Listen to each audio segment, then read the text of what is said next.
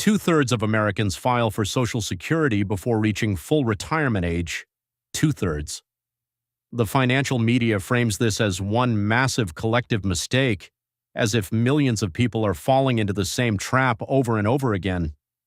The prevailing wisdom suggests that delaying benefits as long as possible is always the smartest move. But this perception may be nothing more than an oversimplified way of thinking that completely ignores personal circumstances.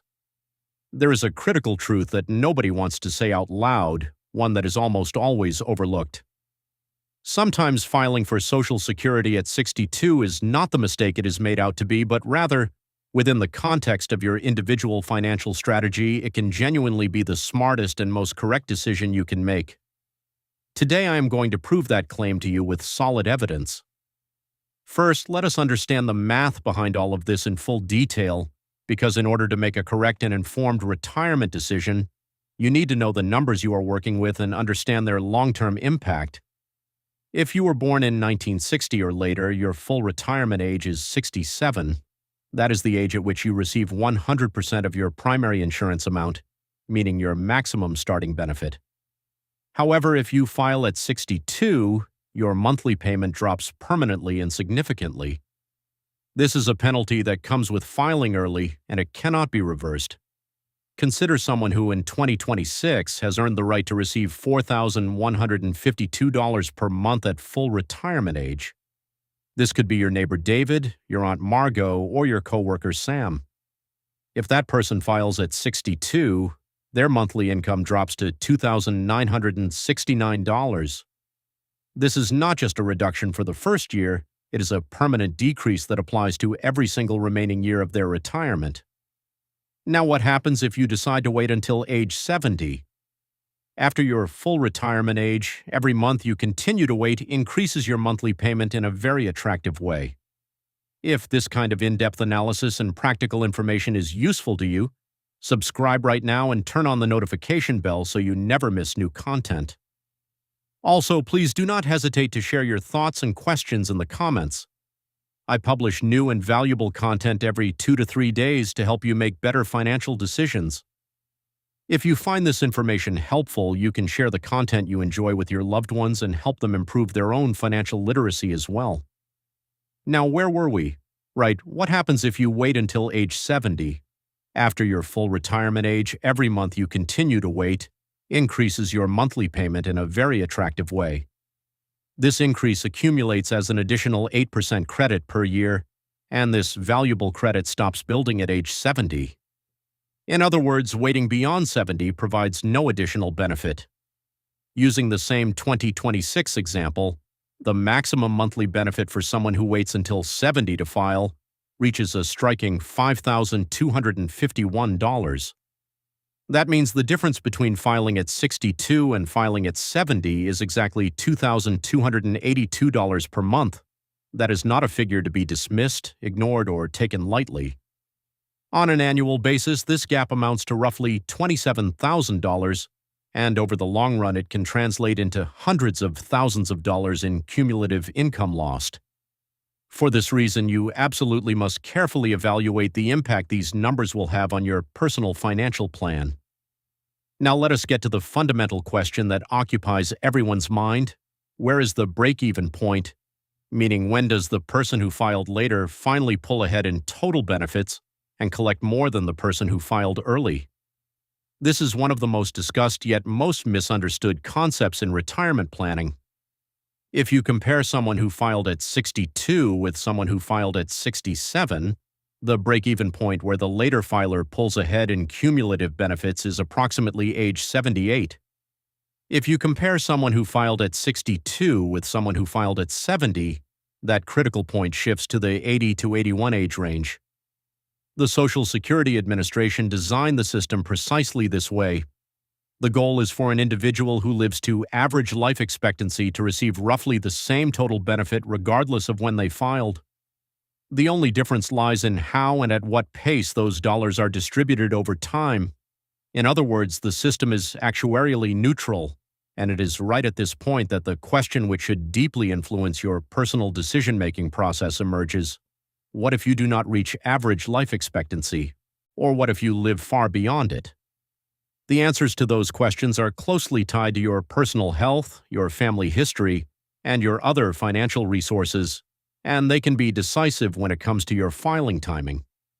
With those mathematical calculations and potential differences in mind, the most important step you can take right now is this.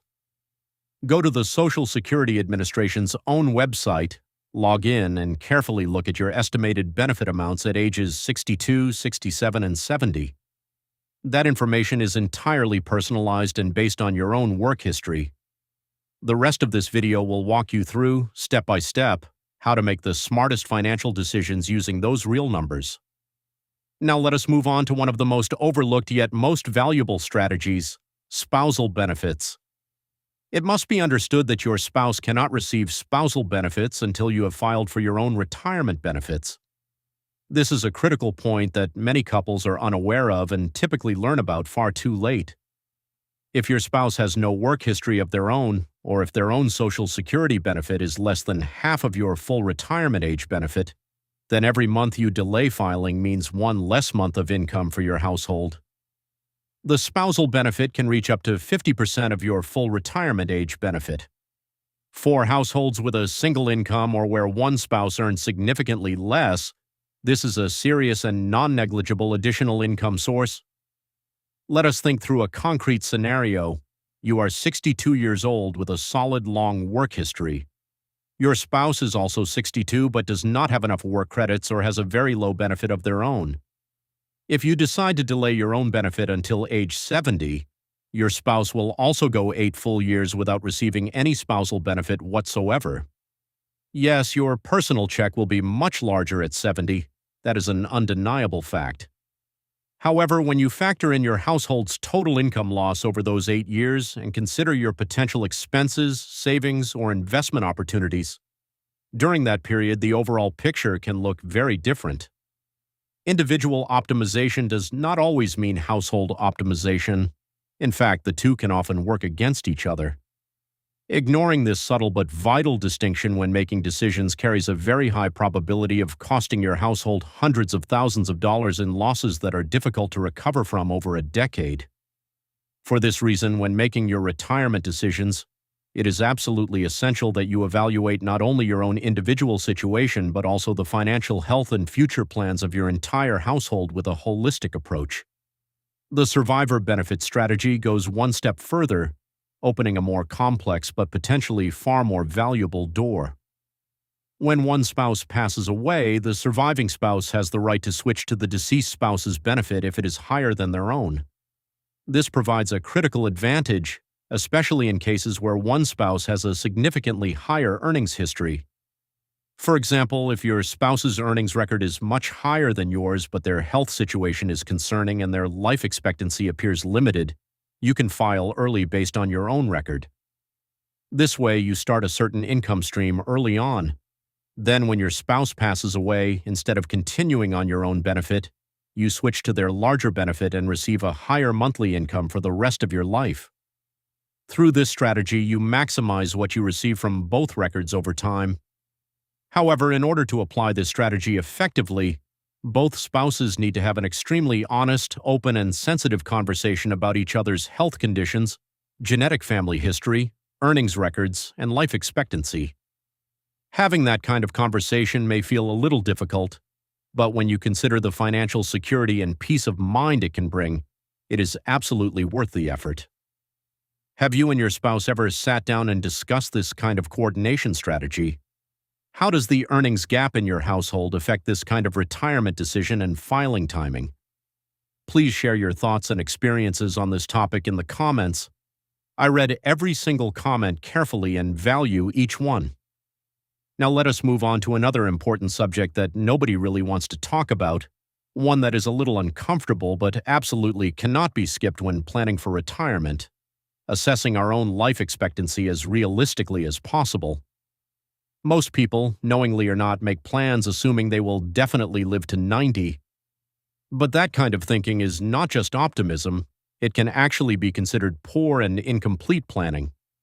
Of course, living a long and healthy life is something we all want, but building a financial plan entirely on that wish alone is somewhat risky. You need to develop a much more balanced perspective by taking into account your own health, your family's medical history, your lifestyle, and your current medical reports. Remember this: if you unnecessarily delay your retirement benefit and you end up living fewer years than average, you may actually reduce the total amount of money that flows into your pocket. That is why it is so important to weigh all the risks and advantages of both filing early and filing late by carefully considering average life expectancy data, your own health condition, and even your financial situation.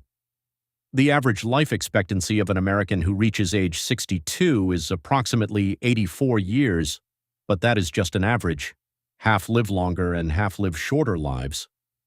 If you have a chronic illness, if your family has a history of early deaths, or if your health condition points toward a shorter life, then the math changes completely.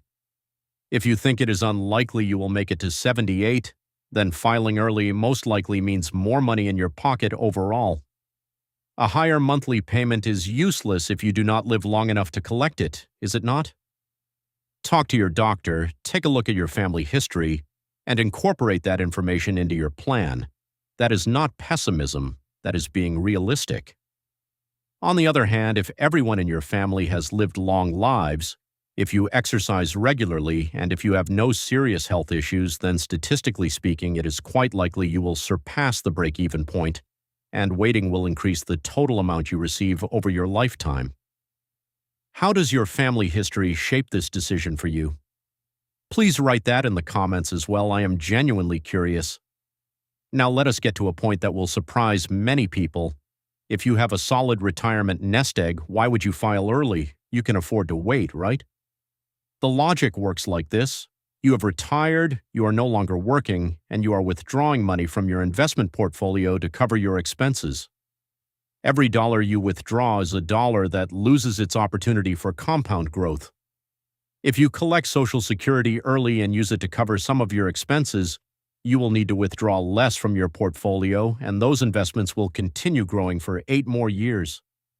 In some scenarios, that additional growth in your portfolio can be even more valuable than the higher monthly payment you would get by waiting. Beyond that, you also reduce what is known as sequence of returns risk. If the market crashes badly early in your retirement and you are making heavy withdrawals from your portfolio, that damage can be permanent. Social Security income reduces those withdrawals and keeps your portfolio healthy for a longer period. There is another related strategy worth mentioning. Some investors take their early Social Security payments and put them directly into the market. If you can achieve annual returns of around 7 to 8% and you live long enough, this approach can actually outperform the delayed higher payment. It is a risky strategy. The markets do not deliver that kind of return every single year, you might say. But for experienced investors who truly know how to manage their savings, it is a legitimate calculation.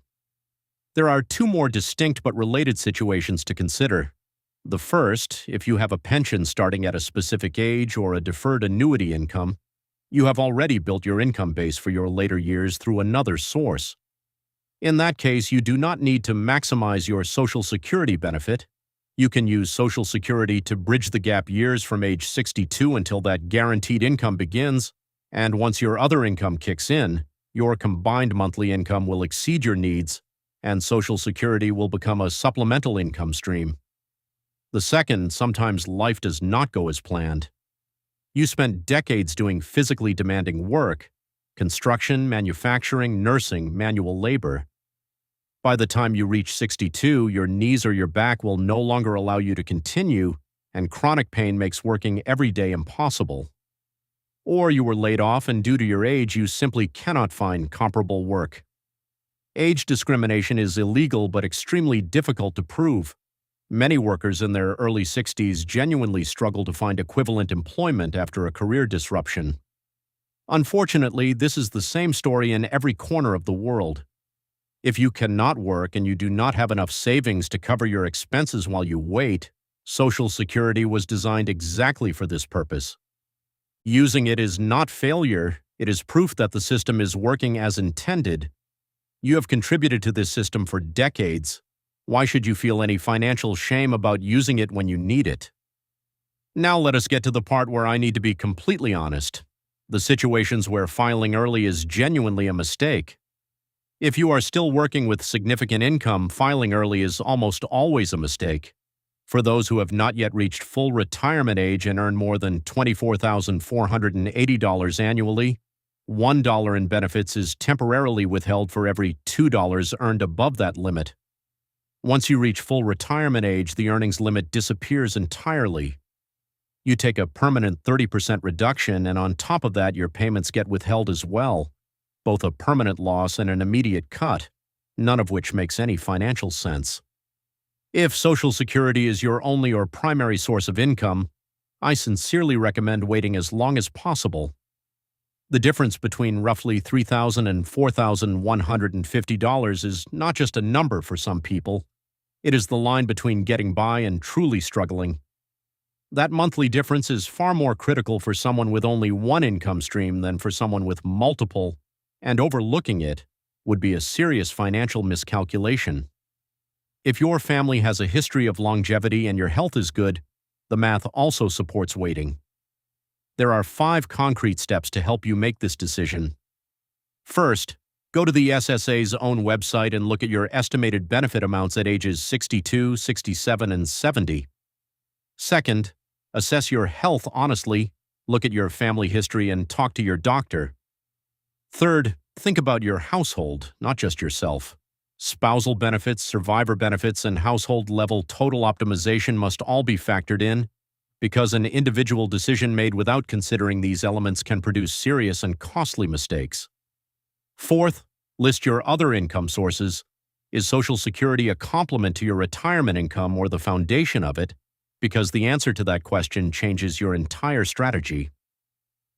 Fifth, if this decision feels overwhelming, consider working with a fee-only financial planner. There are hundreds of filing strategy combinations specific to your personal situation, and a few hours of professional analysis can make a difference of tens of thousands of dollars over your lifetime. The average retirement age in America is 62, not 67 or 70. 2/3 of people file early. Yes, some of them are making a mistake, but a large portion of them are doing exactly the right thing for their own circumstances. Social Security is a personal decision. Do not let anyone make you feel inadequate for considering early filing, and do not let yourself be pressured by comparisons to those who waited. The best financial decisions are not the ones that look great on a spreadsheet. They are the ones that account for who you truly are, how long you are likely to live, and what you actually need. This video is not financial advice. Please evaluate your own situation with a qualified professional, but whatever you decide, make that decision with knowledge, not with fear. Sometimes filing at 62 is not giving up. One final question. Are you or someone in your family facing this decision right now? Did you file at 62 or did you wait? And looking back, how do you feel about that choice?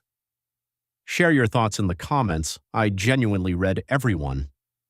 If you found this video useful, please hit the like button. It makes an enormous difference in helping this content reach a wider audience. See you in the next video.